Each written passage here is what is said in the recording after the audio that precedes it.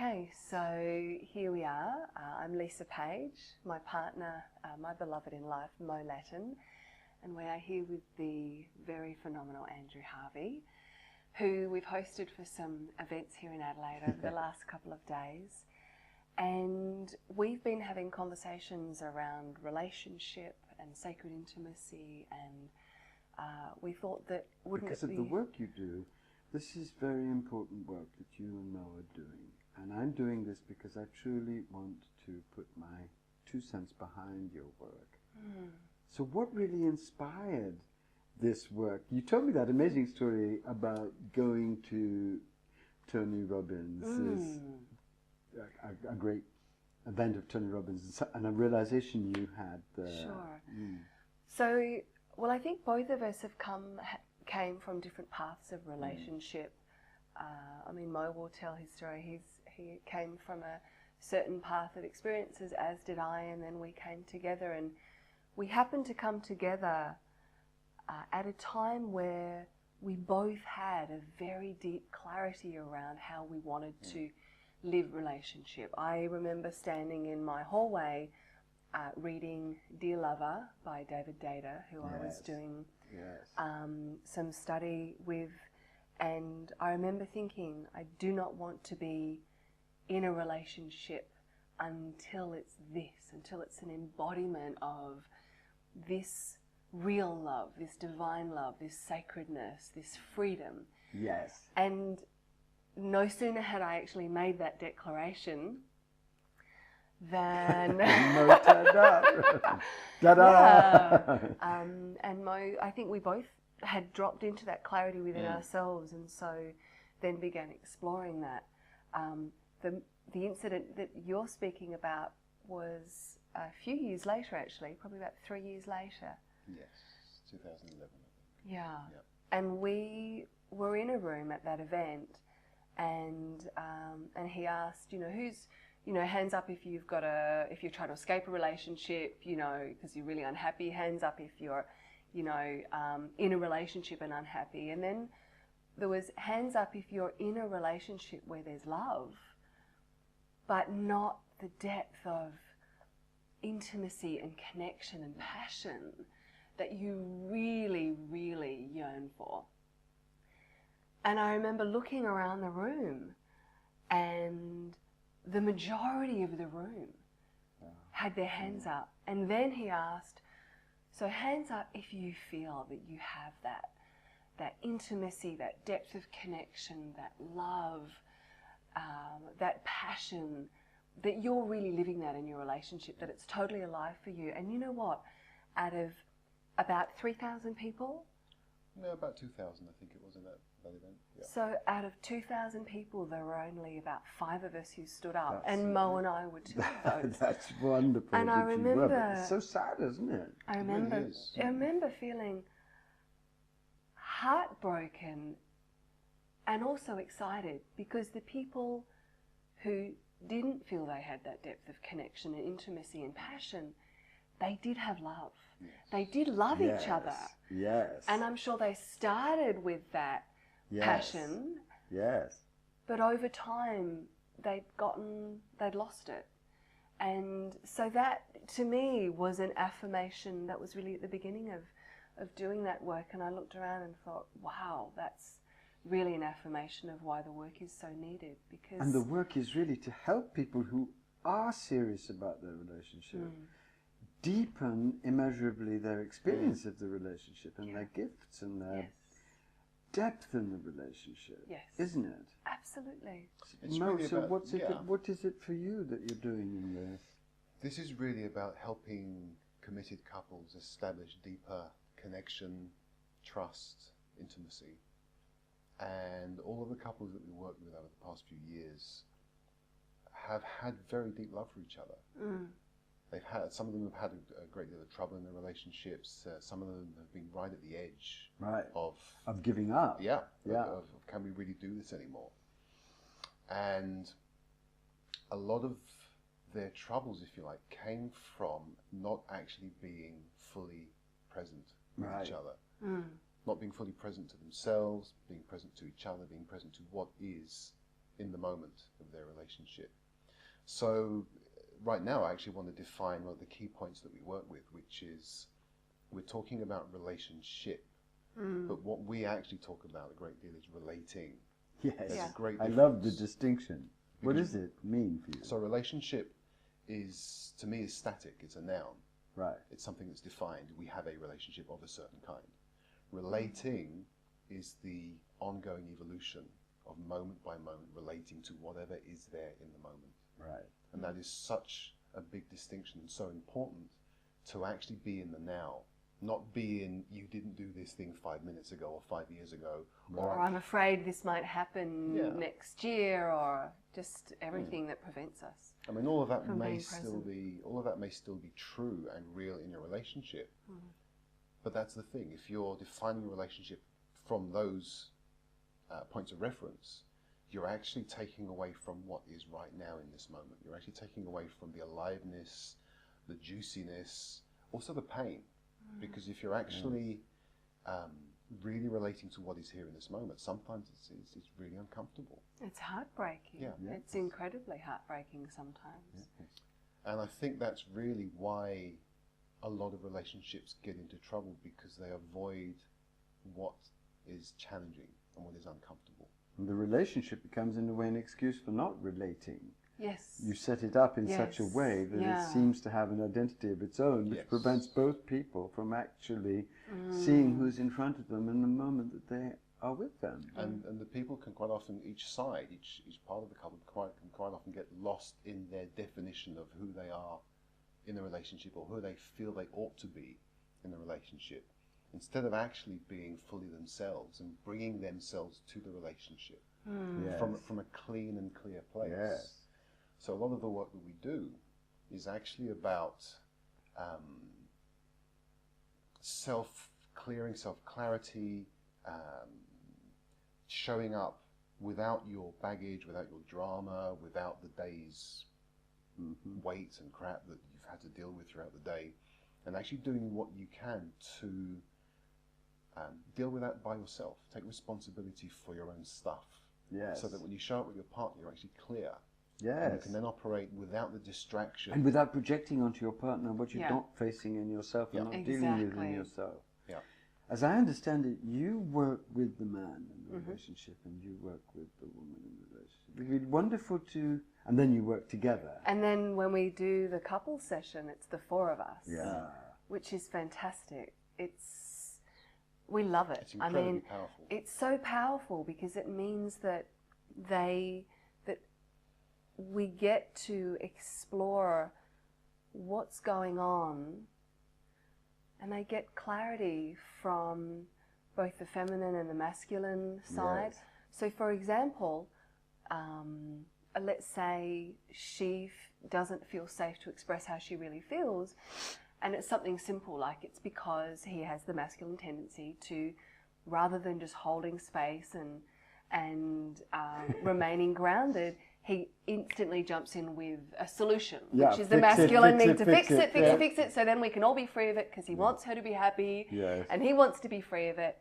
And yet what he says, or how he holds his body, or his tone, or how he's breathing, I mean, all of these sometimes not so subtle nuances and sometimes very subtle nuances have a profound impact on her ability to feel safe to really open and express how she truly feels from the depth of her being. And so sometimes a simple refinement like, okay, dude, when you say that with that tone, the feeling that arises in me as a woman is da-da-da-da, is either... That's what you say to him, yes. And there's something very beautiful about getting reflection.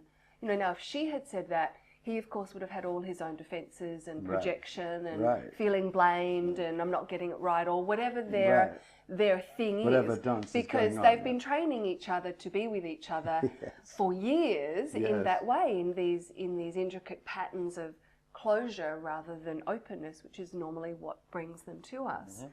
So just getting a beautiful refinement from that, from another feminine being who has no agenda, and you can feel the woman go, because that's what she's always wanted to say, That's but so hasn't been able to articulate. And quite often, you know, Mo, we're able to give that refinement also What to the do you woman. find yourself, Mo, working with most in men? What are the things that you notice men being stuck in most? Men often have great difficulty in being fully present to whatever she is feeling, and to actually be in that without withdrawing, without collapsing, without wanting to run away, without fighting back. So, and actually allowing her to express.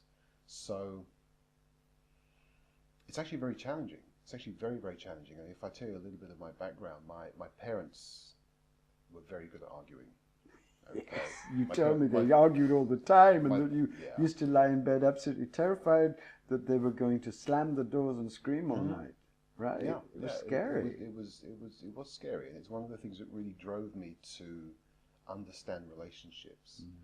And at the time, I actually thought my dad was just literally running away from my mum. I mean, he couldn't handle it. He did not know how to handle such an expressive. My mum, although she is part English, is also part Mediterranean. Grew up a lot of her time in the south of Spain and Gibraltar.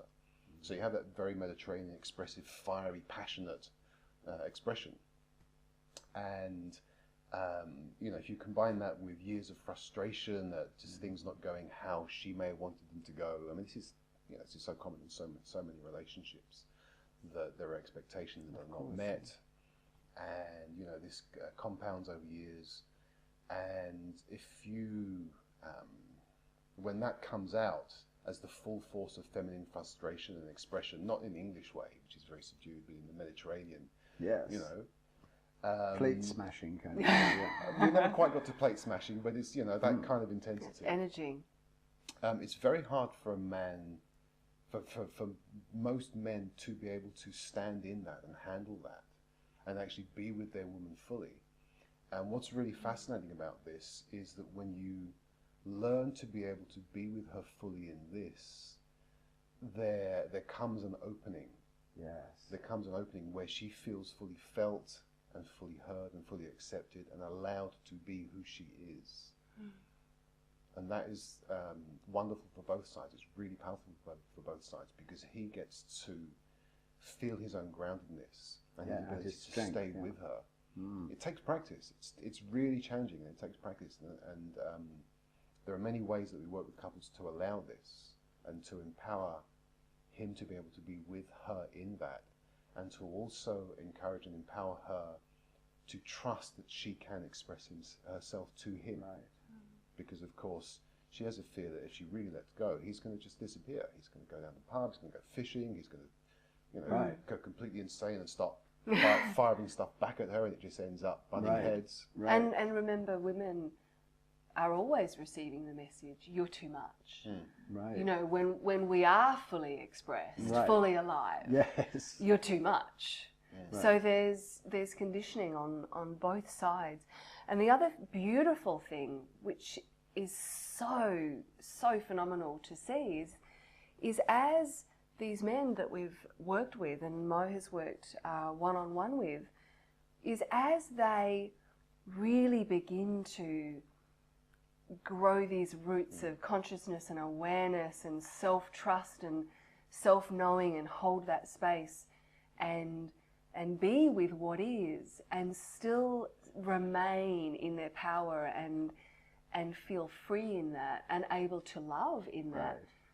They do the same in the world, because of course their woman is only an embodiment of the big she, which is life. Right. So then their capacity in life, when they're thrown chaos, which is what feminine emotion feels like to the masculine, their capacity to deal with that, you really see their capacity deepens, and it becomes more and more in their body.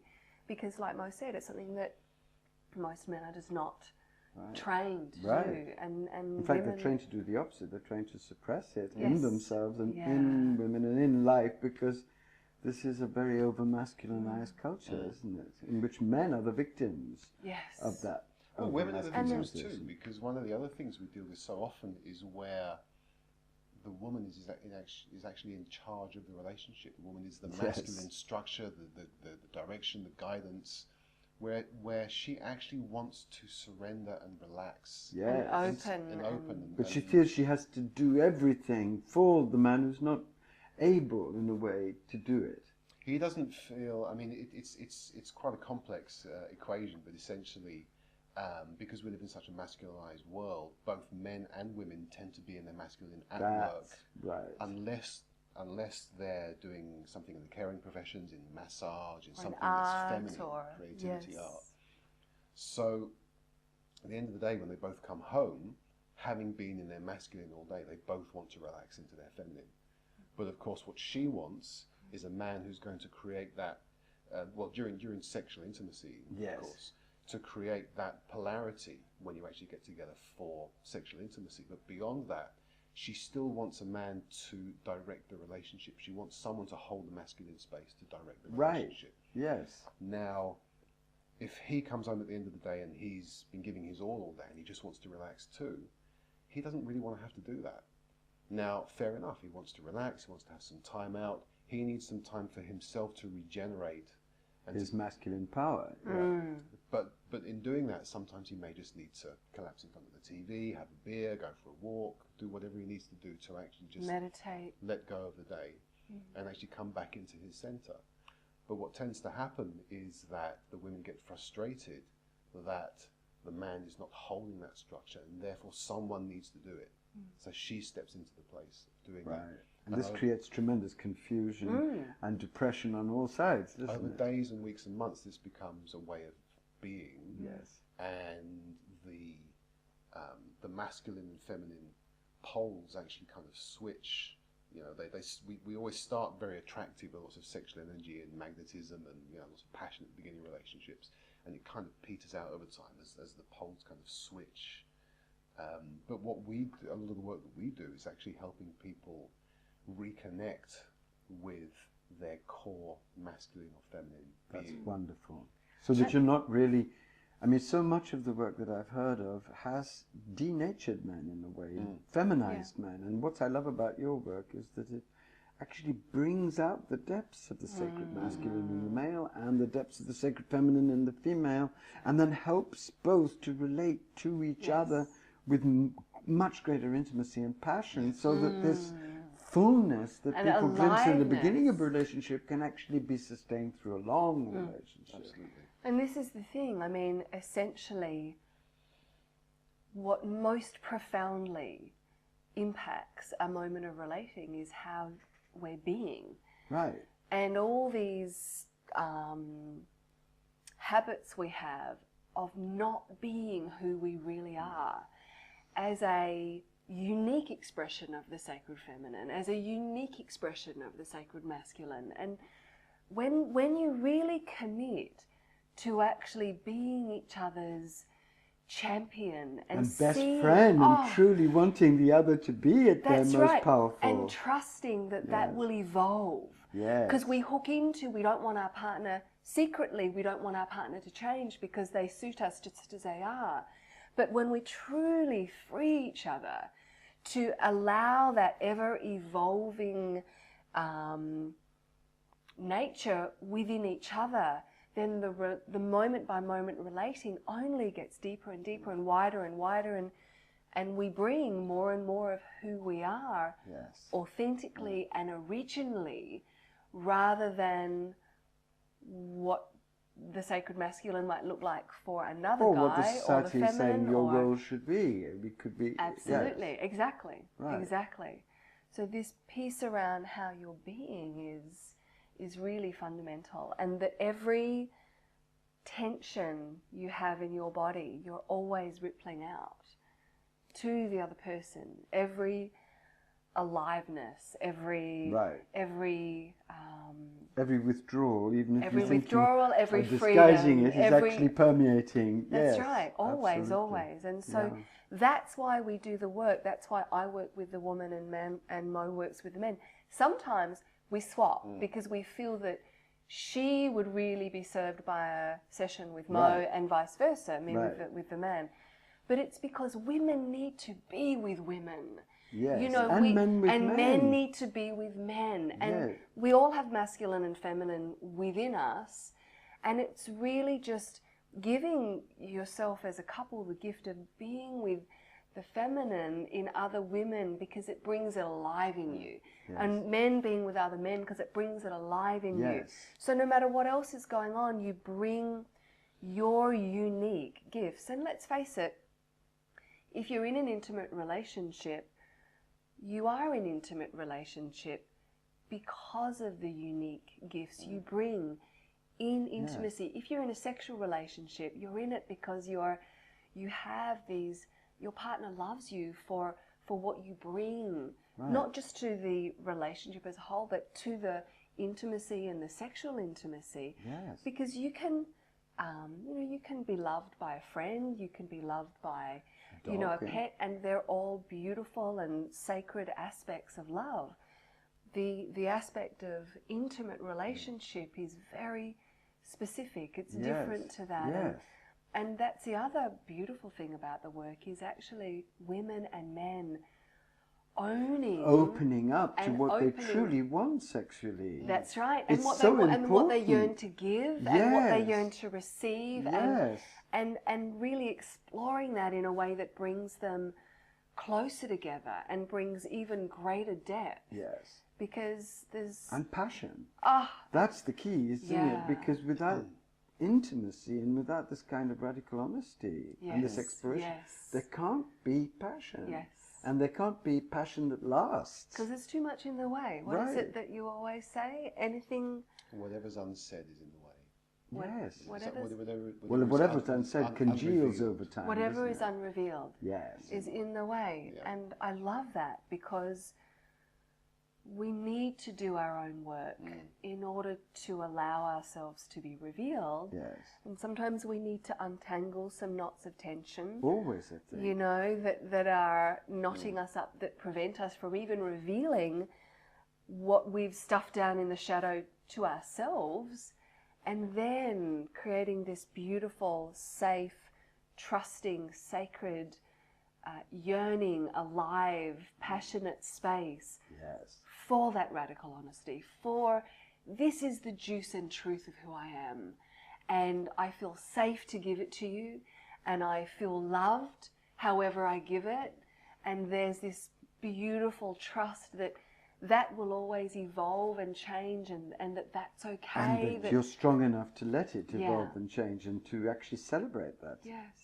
What I love about what you're doing too is that it's not just so much of couples work that I've been connected with is really just about the couple. It's about, it seems to me, helping two people to become foci of real work in the world. Because when two people come together in the kind of radical, alive passion you're talking about, they can fuel energy to each other to do the work. Absolutely. In the world that they're really called to. Because then you can come home and be remade in this fire so that you can go out from it energized and passionate and confident that you're loved. Well, put it this way, if you're in survival mode in any aspect of your life, you can only focus on yourself. Yes. And it's the same in a relationship. If you're just in survival mode because at any point there's going to be another argument, or at any point, you know, what he said yesterday is going to come volcanically out of you, or you're worried about the future, there's this survival mode, then how can you possibly give your gifts to anyone, right? And how can you serve the world if you're just in that survival anxiety all the time? And yet once you really, really clear those knots of tension away within yourself, and you begin to reveal the juice and truth of who you are, which allows those moments of relating, the juice and the truth of that relating to just spill over. And then the people around you, if you have children, your family, your friends, your community, your work colleagues, they begin to feel this overflow of freedom and love that you're embodying within yourself and within your relationship, and then out into the world through your work, giving your gifts to what, as you say in sacred activism, what is it that breaks your heart? Right. And then taking embodied action. But it's hard to take embodied action if you aren't supported by living, vibrant relationships with really great friendships and great passionate coupledoms. You know, it's hard for people. That's why most people are not really reacting to the world crisis, not doing anything, because they're in survival mode. In survival mode, and they don't feel loved, and they don't feel cherished, and they don't feel adored, and they don't feel the energy of a living relationship supporting them. They feel lonely and battered and shattered and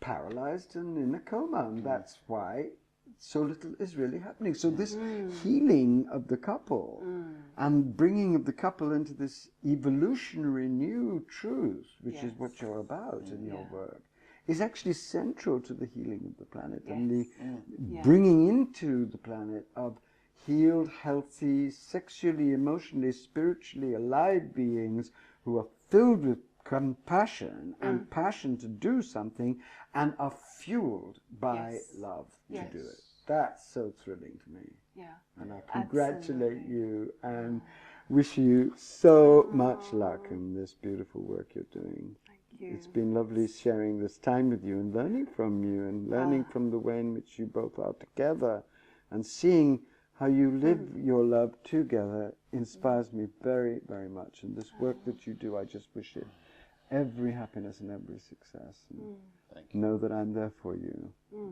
And may many sacred activists be forged by your work, or given the power from their personal relationships to have the relationship with the world that we all so deeply need now. And to enact that relationship fed by happy, vibrant love. Yay. Thank you. My pleasure.